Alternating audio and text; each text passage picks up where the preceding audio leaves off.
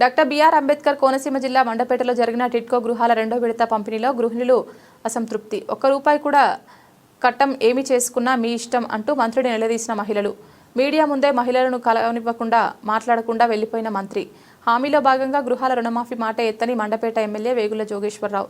మాకు ఈ టిట్కో గృహాలు వద్దు, కట్టిన డబ్బులు ఇప్పించండి అని మహిళలు గొగ్గోలు. ఏమి పట్టనట్లు వెళ్లిపోయిన కూటమి నేతలు. మహిళలకు అండగా ఉంటామని మీడియా ద్వారా తెలిపిన ఎమ్మెల్సీ తోట త్రిమూర్తులు.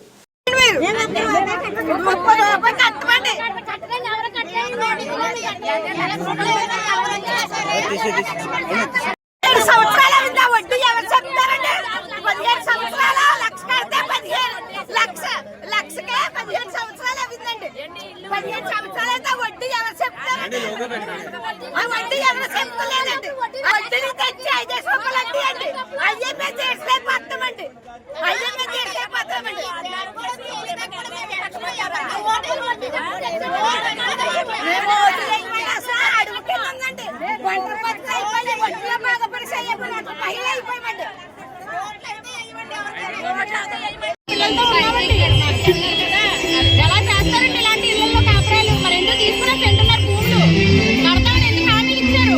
కొట్టేస్తామని ఎందుకు హామీలు ఇచ్చారు? నాకు చెప్పండి ఫస్ట్. అప్పుడు మేము మాట్లాడతాం. ఓట్లేసి ఎవరు నెగ్గిస్తున్నప్పుడు ఫండ్స్ ఎవరి కోసం రిలీజ్ చేస్తున్నారు? ఇవన్నీ దేనికి? మా కోసం కాదా? మేమే ప్రశ్నించకపోతే ఎవరు ప్రశ్నిస్తారు? ఎవరు మట్టుకాలం ఇంట్లో కూర్చుంటే ఏంటి మా పరిస్థితి? అందుకే వచ్చాను. మేము ఎప్పుడు బయటికి రాలేదండి. వచ్చాం, అడగాలి, అడుగుతాను. మీరు కాకపోతే ఎవరు పట్టించుకుంటారు? మంత్రిగారు పట్టించుకోకపోతే రేపు ఎవరు పట్టించుకుంటారు? జోగేశ్వరరావు గారు చేశారా లేదంటే ఎవరు అడగట్లేదు. ఆయన ఇచ్చిన హామీ నెరవేర్చుకున్నాడు. ఫోర్స్ చేస్తారు కట్టమని. మా అకౌంట్ లో డబ్బులు కట్ అయిపోతాయి. అవి ఎప్పుడు పడతారు? దానికి పరిష్కారం కావాలి మాకు. అంతే. ఇప్పుడు ఇచ్చిన సెకండ్ ఫేజ్ మాట్లాడుతున్నాం. ఫస్ట్ ఫేజ్ కంటే చాండాలంగా ఉంది. డ్రైనేజీలో బ్యాంక్ కూడా మాత్రం రేపు ఎంగేస్తాడు మామూలు వాయిదా కట్టుకొని బాగు చేశారు. బాగు చేశారు. మా కళ్ళ ముందు బాగు చేశారు. మరి బాగు చేయలేదు పరిస్థితి ఏంటి? ₹1,00,000 తిరుగుతున్నా కూడా అలాగే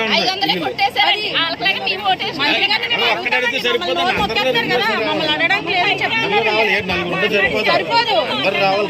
అందరు రావాలి. అందరు రావట్లేదు. భయపడి ఆర్పీ అందరూ ఆపేస్తారు మమ్మల్ని. మీరు రావద్దు, మీరు అడగొద్దు పక్కన. మరి ఈరోజు కొన్ని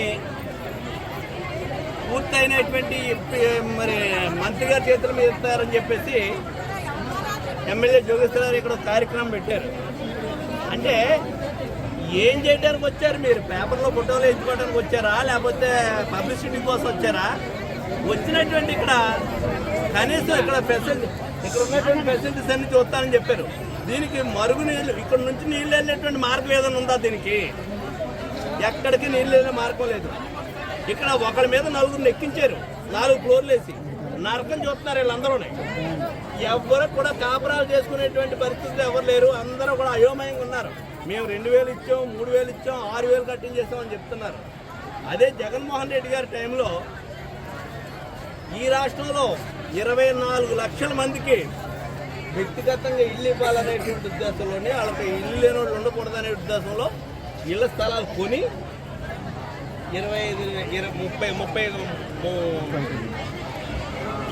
లక్షల మందికి ఇళ్ల స్థలాలు ఇచ్చేటువంటి కార్యక్రమంలో కోట్లాది రూపాయలు ఖర్చు పెట్టి ఇళ్ల స్థలం కొని పేదవాడికి ఇల్లు ఇచ్చేటువంటి కార్యక్రమం చేశారు. ఆ ఇల్లు ఇచ్చేటువంటి కార్యక్రమం చేసిన దాంట్లో అందరూ ఇల్లు కట్టారు. వాళ్ళు శుభ్రంగా ఉన్నారు. కరెంట్ ఇచ్చారు, నీళ్లు ఇచ్చారు, రోడ్లు వేసారు. అన్ని ఏర్పాట్లతోటి ఇల్లు ఇవ్వటం జరిగింది. జగన్మోహన్ రెడ్డి గారు ఇచ్చినటువంటి ఇల్లుకి కనీసం మిగిలిన పనులు కూడా ఏమన్నా మిగిలిపోయినటువంటి పనులు పూర్తి చేయకుండా ఈ ప్రభుత్వం ఇక్కడ ఏదో పెద్ద నీతి కౌరులు చెప్పేటువంటి పరిస్థితి. ఒక ఇల్లు ఇచ్చామంటే ఇదే స్థలాల్లో రాజశేఖర రెడ్డి గారు ఉండగా ఇక్కడ 125 ఎకరాలు తీసుకుని ఈ పక్కన ఉన్నటువంటి దాంట్లో రాజశేఖర రెడ్డి వైఎస్ఆర్ నగర్ అని చెప్పేసి పెట్టారు. ఆ వైఎస్ఆర్ నగర్లో అందరికీ వ్యక్తిగతమైనటువంటి ఇల్లు ఇచ్చారు. అందరూ ఇల్లు కట్టుకున్నారు, సుఖంగా ఉంటున్నారు. వాళ్ళ కొడుకు కానీ కూతురు కానీ ఎవరన్నా పెళ్లి అయిన పెద్దోళ్ళు ఉంటే వాళ్ళు మళ్ళీ ఇంకో ఫ్లోర్ వేసుకోవడానికి అవకాశం ఉంది పైన. ఇక్కడ ఎక్కడానికే లేదు, నరకం కనపడుతుంది. షేర్వా టెక్నాలజీ ప్రపంచంలో ఎక్కడ తిరిగి తీసుకొచ్చానని చెప్తున్నాడు. ఒక మేకు కొట్టుకునేటువంటి పరిస్థితి ఉందా? పేదవాడు ఒక బట్టారేసుకునేటువంటి పరిస్థితి ఉందా? ఇక్కడ ఓ బాల్కనీలోకి వెళ్ళి ఓ బట్టలు ఉతుక్కునేటువంటి అవసరం పరిస్థితి ఉందా? ఇన్ని రకాలైనటువంటి ఇబ్బందులు ఇక్కడ ఉంటే పావులు నరకం కనపడుతుంది. ఇక్కడ పావులు జల్లు తేళ్లు బాగుతున్నాయి. 6,000 మంచినీళ్ళు కూడా కింద నుంచి మోసుకెళ్ళేటువంటి పరిస్థితి. ఇన్ని రకాలైనటువంటి నరకం, ఇక్కడ నుంచి నీరు బయటకు వెళ్ళేటువంటి పరిస్థితి లేదు. ఇన్ని రకాలైనటువంటి ఇబ్బందులు పడుతున్నారు. ఈ ఇబ్బందులతో పాటు 15 సంవత్సరాల క్రితం ఒక్కొక్కరి దగ్గర ₹1,00,000 కట్టించుకున్నారు. ₹1,00,000 కట్టించుకున్నారు. ₹1,00,000 కట్టి ఓ పేదవాడికి ₹1,00,000 అనేటువంటిది కట్టిన డబ్బుకి వడ్డీ లేదు. అవతల అద్దెంట్లో ఉంటున్నారు. నెలకు 2,000, 3,000 అద్దెచ్చి అద్దెంట్లో ఉంటున్నారు. అక్కడ అద్దె కట్టుకుంటారా, ఇక్కడ వడ్డీ కడతారు అప్పు తెచ్చినటువంటి వాటికి. ఈవేళ ఇల్లొద్దు బాబోయ్, మా డబ్బులు మాకు వడ్డీతో ఇవ్వండి అని అడుగుతున్నారు వీళ్ళందరూ. మాకు ఇల్లొద్దు బాబోయ్, మీకు దండం పెడతా, మా డబ్బులు మాకు వడ్డీతో ఇవ్వండి అంటున్నారు. ఈ ప్రభుత్వం గత ప్రభుత్వంలో ఇల్లు అవసరం లేదనుకున్నటువంటి వాళ్ళందరికీ డబ్బులు ఇవ్వడానికి 2023లో ప్రభుత్వం నిర్ణయం తీసుకుంది. అది అమలు చేసేటువంటి విధంగా ఈ ప్రభుత్వం ఇల్లు కావాలా లేదా అని అడిగి ఇల్లు అక్కర్లేదు అనుకున్న వాళ్ళకి కనీసం బ్యాంక్ ఇంట్రెస్ట్ తోటి ఉన్న వాళ్ళ డబ్బులు వాళ్ళకి ఇచ్చే సుఖంగా ఉంటారు. ఇవాళ అప్పులు తెచ్చేసారు వీళ్ళందరూ. ఇందాక నారాయణ గారు ఏదో చెప్తూ 130 కోట్లు 140 కోట్లు మేము తీర్చాం అప్పులు, జగన్మోహన్ రెడ్డి ఇండ్ల మీద రైట్ చేశాడని చెప్పాను. మాట్లాడటానికి కూడా ఇది ఉండాలి. ఏం తీర్చారు? 2019లో మీరు 4,000 కోట్ల రూపాయలు ఈ రాష్ట్రంలో ఉన్నటువంటి పేద పిల్లలు చదువుకునేటువంటి వాళ్ళకి ఫీజు రియంబర్స్మెంట్ కింద కాలేజీలకు కానీ స్కూల్స్కి కానీ చదువుకున్నటువంటి పిల్లలకి డబ్బులు ఇవ్వకపోతే జగన్మోహన్ రెడ్డి ముఖ్యమంత్రి అయిన తర్వాత ఆ డబ్బులు 4,000 కోట్ల రూపాయలు పేద పిల్లల విద్యార్థులకి కట్టవలసినటువంటి డబ్బులన్నీ జగన్మోహన్ రెడ్డి కట్టారు. ఈరోజు 130 కోట్లు ఇచ్చాము అక్కడ అనేటువంటిది ఈయన తప్పుడు మాటలు చెప్తాడు. ఇవాళ బ్యాంకులో వడ్డీ కట్టాలని చెప్పేసి, అసలు కట్టాలని చెప్పేసి వీళ్ళ మీదకి వచ్చి విపరీతమైనటువంటి ఒత్తిడి చేస్తారు బ్యాంకు వాళ్ళు. వీళ్ళందరికీ బ్యాంక్ అకౌంట్లో ఇలా ఉండేరు.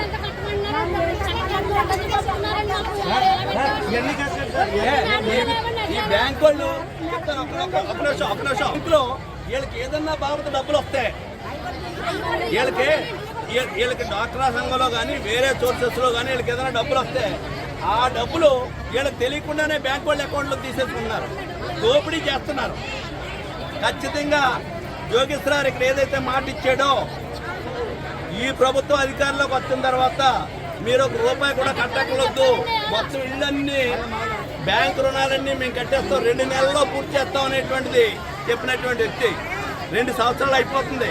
2 నెలలు అని చెప్పాడు, 2 సంవత్సరాలు అయిపోతుంది. అదేంటని అడిగితే జగన్మోహన్ రెడ్డి ఖాళీ చేసి తెలిపాడు ఖజానా అంటున్నారు. జగన్మోహన్ రెడ్డి ఖాళీ చేస్తే మీరు సంపద సృష్టిస్తానని చెప్పారు కదా. సంపద అంటే తెలుగుదేశం నాయకులకి మీరు దోశ తినే సంపద కాదు, పేద ప్రజలకు సంపద సృష్టిస్తారేమో అనేటువంటి వీళ్ళు ఆశపడ్డారు. సంపద అనేటువంటి పేదవాళ్ళ కోసం వస్తుంది అనేటువంటి. ఈరోజు మీరు 2,50,000 కోట్ల రూపాయలు 2 సంవత్సరాలు అవ్వకుండా మీరు అప్పులు చేశారు. 2,50,000 కోట్లు అప్పులు చేశారు. ఏం చేశారు? పేదవాళ్ళకి ఇక్కడ కట్టవలసినటువంటి రుణాలు ఏవైతే ఉన్నాయో ఇవన్నీ కూడా మీరు ఇచ్చినటువంటి మాట ప్రకారంగా బ్యాంకులకు కట్టవలసినటువంటి అప్పులన్నీ మీరు కట్టేటువంటి ఏర్పాట్లు మీరు చెయ్యకపోతే వీళ్ళందరినీ తీసుకెళ్ళి వీళ్ళందరి తరఫున మేము పోరాటం చేస్తాం వైఎస్ఆర్ పార్టీ అనేటువంటి సందర్భంగా మీకు మనం చేస్తున్నాం.